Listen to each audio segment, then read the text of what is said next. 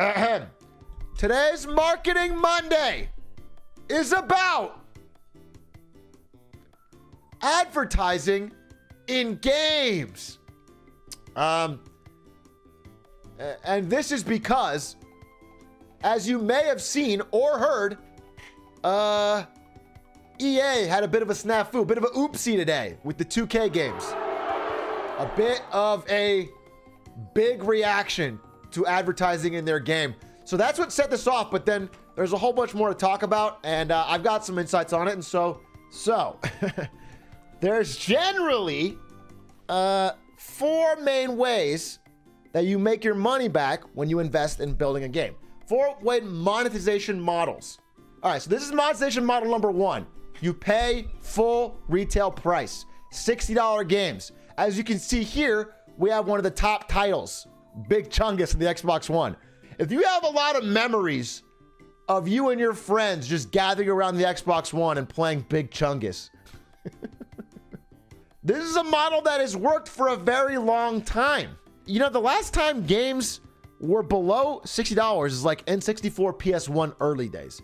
I think by the end of that generation, games were already 60, and they have been a flat 60 ever since, even through inflation. So it's a good model. It's as a win-win. It's sort of price fixing on the part of publishers, where even a game that cost almost nothing to make always retails for $60 in the disc. Everything's $60. And so it's you know, they're all agreeing on this collective price, but it's good for consumers because we can reliably know what a game's going to cost, and it's good for publishers because they can plan out. Publishers can have a more reliable idea of what a game's going to make when they spend a lot of money to build it. So, all right, that's why that's worked. Then we got microtransactions, okay? Now, there's a million different formats of this. I could probably do a Marketing Monday on microtransactions alone, but in general, I'm representing with V-Bucks here, okay? Microtransactions. You have a free-to-play game, and you make the money on microtransactions. This is like another major model. And I think these 2 corners are both pretty well accepted. As long as it's not pay to win, we're pretty cool with like $60 for the full game, give me it all, or give me the game for free and I will spend money on microtransactions. These are the good corners. And then shit's starting to get weird. There's the other ways people make money on it. So there's incentivized behavior. This is the example I got here, where you can get free clams if you watch these hilarious American Dad clips. I think this is a Facebook game. Now that's a deal. Free clams for watching hilarious American Dad clips? I'd do that for free. But a lot of games have been doing this lately because one of the problems of the marketing world is that you never really know how many people who watch your stuff were actually watching it. You know, if you do a, you know, like a social ad or you do like a commercial, they can tell you X amount of people saw it, but who was paying attention? You know, who was watching it? So with this incentivized behavior things, games will give you bonus currency or something in exchange for guaranteed watching ads or guaranteed filling out surveys or doing things that marketers want you to do, and then you get paid. So that's one method that also works, and this is like incentivized behavior. Then there's in-game ads. Now, some of them are like direct video advertisements that like we just saw.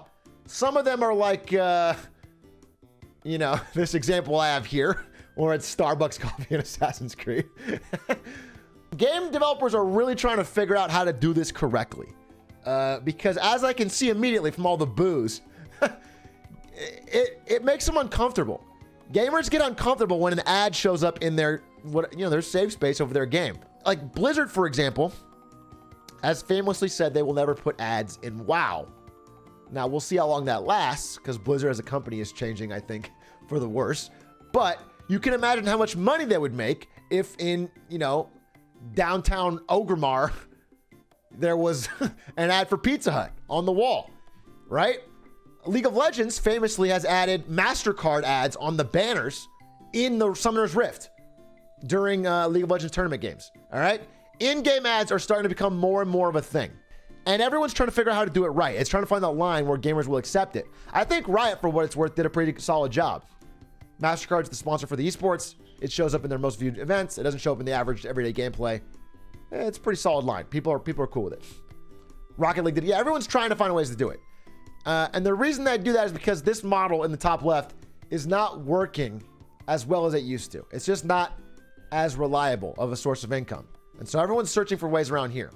Now, generally though, what I'm trying to say is, and what I think pissed people off about the the Take-Two example, the 2K example, and the EA UFC example, what pissed them off about that is that generally gamers are all right if you pick one of these, maybe two of these, okay?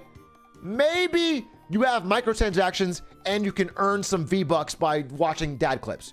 Or maybe you have in-game ads and you also have some battle pass. Maybe. The problem with companies like EA lately and 2K on these sports games is they do all of them. They say, fuck it, give me a supermarket sweep, dude. They just sweep it all into their cart. So the latest sports games literally do everyone. They do all of these. They go whole hog, and at some point they just feel like so transparently about extracting as much money from you as possible. You are like Neo in the Matrix pod, dude. This is how EA wants its consumers. Hooked up to tubes. Farmville's one of the tubes. EA Sports Madden Ultimate Team is one of the tubes. They just want you to be a cash battery, okay? So they're trying to use all, and I think at some point gamers get a little bit fed up at feeling totally not exploited, because really Gamers Rise Up is a meme, but just like that they're paying for something and it just becomes they have to constantly be mentally taxed to avoid spending more money. Because here's what it is. Look, if a game has loot box or gacha mechanics, a team of highly paid engineers worked overtime, crunch time, to exploit your psychology in as many ways as possible to get you to click. All right? They're doing everything they can to make you want to spend that first bit and then get hooked into more. Okay? So, to resist that, even though we are all adults and we can all say no, and I have played games and I said no to paying. It's not like, I'm not saying it should be outlawed, but what I'm saying is having to resist it is at some point mentally taxing, right? So having to do it all the fucking time is a bit of a disaster. It's not what we paid for. It feels like we're paying to join these Skitter boxes and then we have to resist them and it's all on us, right? So, and again, I'm a guy who spent $600 on Hearthstone cards, right? I can easily fall into it, just like anyone else, right?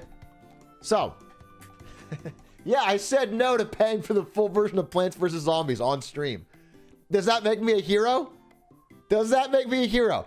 I could have spent the money and EA could have got more of my dollars, but I said no. I will not pay for the full version. I'll only pay for the Flash version. So yeah, they're doing everything. They're doing all of these. And at some point it becomes too much, all right? And they're really like, every one of these is being innovated constantly. This is all phase one, okay? Companies in China are, utilizing what has been rapidly learned through mobile games, finally into big AAA games. And I think Genshin Impact is an amazing example of that finally breaking through. That kind of stuff has not really done super well in, the big budget, play with your friends PC games that cost money. And Genshin Impact is like the beginning of a new age of that kind of breaking through. Do you think the Fortnite strategy, free to play with in-game currency? Well, the Fortnite strategy is a little more nuanced. So Fortnite has in-game currency, yeah. Fortnite has a lot of things that are actually pioneering. But the biggest thing that Fortnite did was the Battle Pass. Making the Battle Pass popular. Because the Battle Pass has been found to be one of the sweet spot ways where gamers are okay with it. They're pretty happy with it. It gets a lot of money. It makes a fuck ton of money for the developer. Yeah, I mean, that's the two you're kind of balancing. Gamers don't get too mad at it. It makes a bunch of money. So it's kind of like this good sweet spot. Battle Pass has been sort of the premier model. And people are trying to copy Battle Pass now. Most things are trying to do some sort of Battle Pass. It doesn't work for every game, though. It worked well for Fortnite because Fortnite was so popular. and all your friends were playing, and there was an incentive to log on and play every day. So other games don't have that same level of oomph, so it's harder for them to like monetize out battle passes, and that's why they have to resort to things like this. This is really the bottom of the barrel. This bottom left, you're only doing this when you're like a mobile game that needs the money. So why is this happening? Let me talk to my next slide. All right, it's not really a slide, and also I didn't super get to finish this one, so I'm gonna have to like free ball it. This is, imagine a $60 game. It's not a slide, it's just a Photoshop thing. All right, this is a $60 game. Okay, let me show you hypothetically. Is that a third? Is that less than a third? It's hard to draw with this thing. A third. Okay, there we go. Pog, we got there. Editor, cut out the part where I got it wrong. So if this circle is a $60 game, what do you think this red part represents? Any guesses? Marketing, development, initial cost, whale money, entry fee. Wrong on all accounts, boys. I'm sure somebody got it, but I didn't see it. No, this is what the store takes. This is what the store takes of the $60. About 20 of the 60. Okay? Now, this part, this is packaging, shipping, making. This only exists for physical copies. So if you're a digital game, you don't have to spend this part, which is nice. Okay? But I'm going to include it because games still have to do it. Most big games will have a physical copy of some sort. Physical copy. All right. So this is this is about $7. $4. About $4. Now this one is fun. This is what it costs in licensing fees. For example, getting John Madden.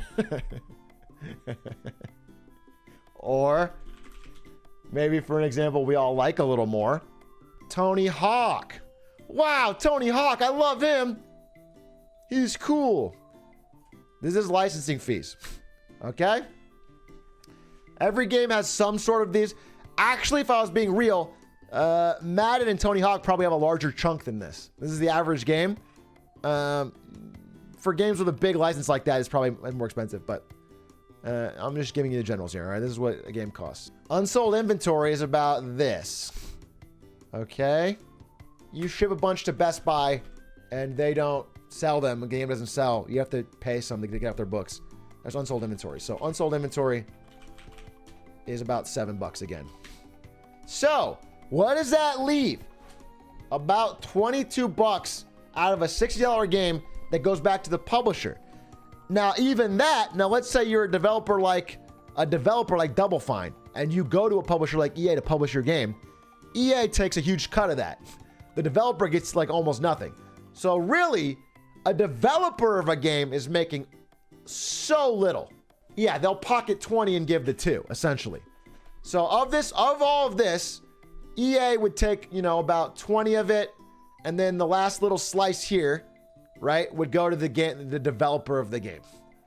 So this is why a $60 game is not all raw profit, and if it doesn't sell, it's a big disaster.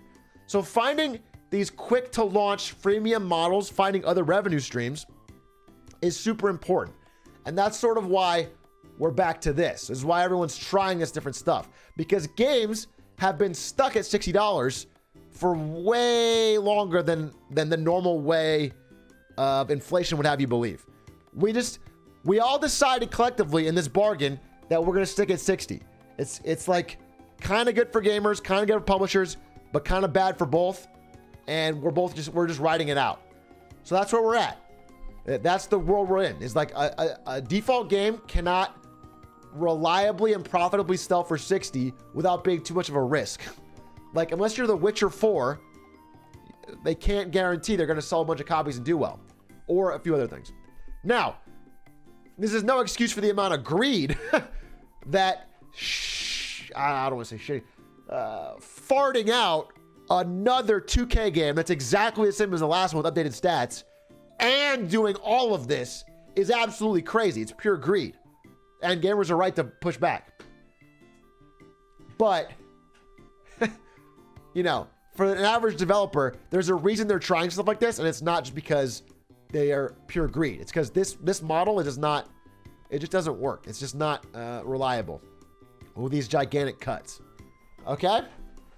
We're going to talk through some examples of good and bad uses of advertising in-game. But the one I want to show you, as I was looking through, that I think is the absolute worst example, well, one of the worst. One of the worst examples of pay to win, microtransactions in games and advertising in games is this. Now, if you don't know what this is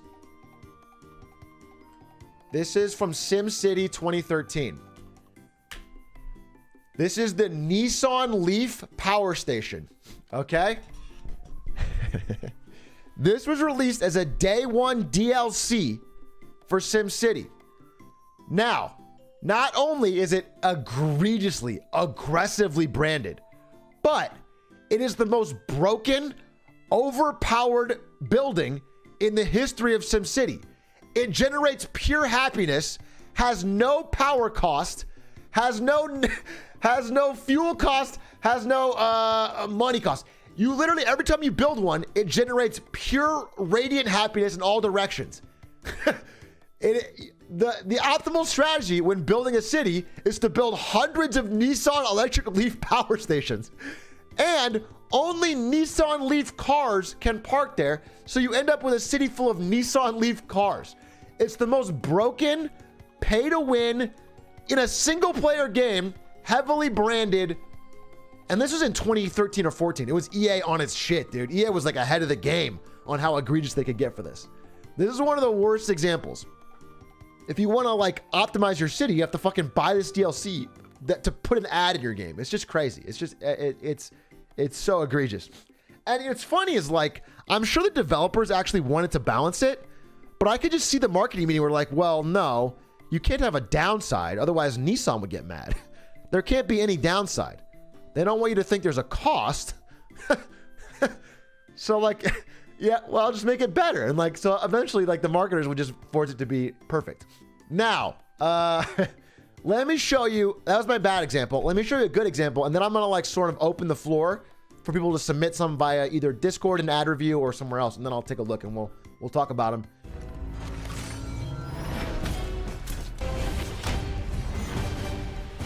Fortnite!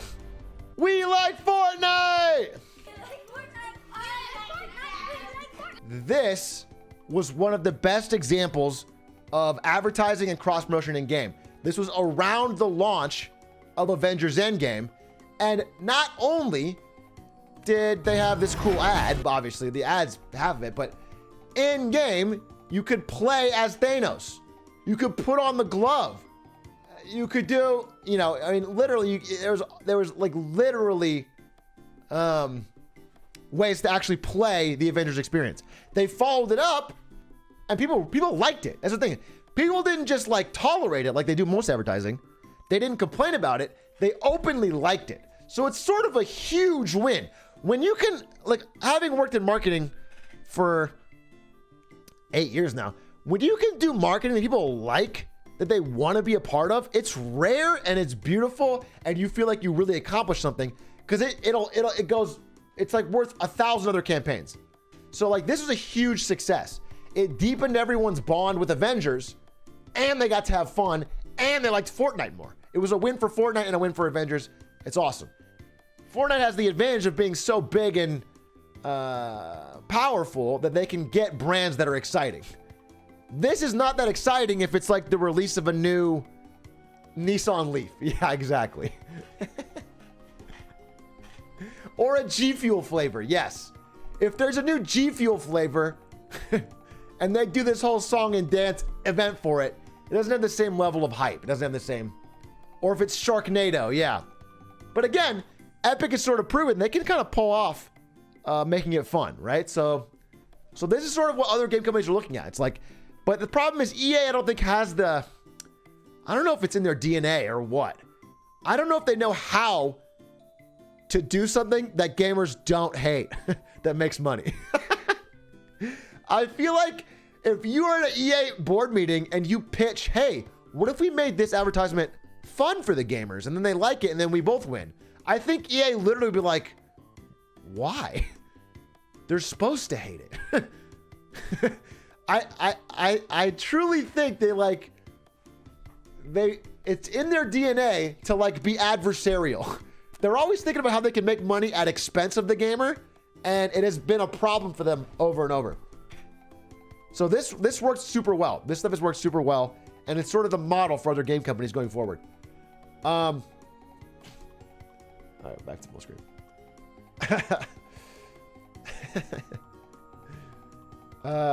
Okay, so that was my good example and my bad example. Now I want to sort of open the floor up, and we're going to pull up some examples of like good or bad advertising in games to see like what we can sort of learn from that. There's a monster in Death Stranding. Monster ad Death Stranding. I haven't seen this. I didn't play Death Stranding because it looked boring as hell. I'm sure it was great. Death Stranding weebs. Every time I say a bad word about Death Stranding, everyone freaks out. Okay? High resolution. Wow. The details are crazy.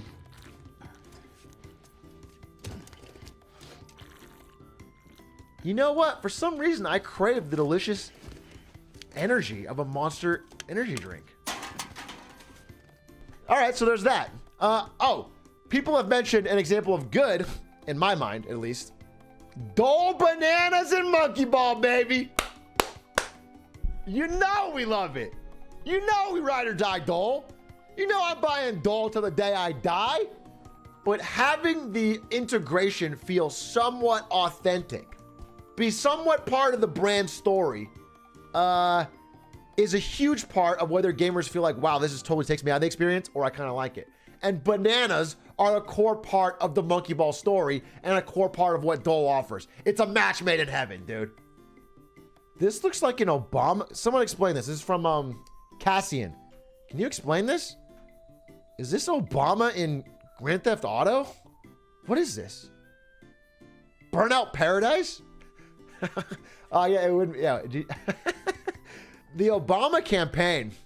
I don't remember if it was the first one or the second one. Both of them really, but one of them was truly like trying every new thing for advertising. Yeah, nowadays I think AOC streamed today on Twitch, one of the first political Twitch streams, like using it authentically. But the Obama campaign was like one of the first to use like online, like Facebook groups, digital advertisements. She played Among Us, Twitter, yeah. Obama campaign was definitely ahead on a lot of like, for politics, using all that stuff for ads. So, but I think he probably regretted spending any money on this Burnout Paradise ad. I can't imagine someone was fucking smashing into a 16-car pileup as they passed this advertisement and said, wait, I gotta register to vote. I don't think that it worked, but you never know. This is a great submission. Again, like Dole Bananas, the product fits. You can tell the Rocket League developers have an ounce of love for their game, dude. They're not just chasing pure dollars. They need the money, as all developers do, but they found a way to make it work. The problem is those cars suck in game. That's even better. That's not a problem at all, dude. That is not a problem at all. Making them pay to win. If the cars were the best cars, everyone would feel like it's pay to win. It's better if they're not.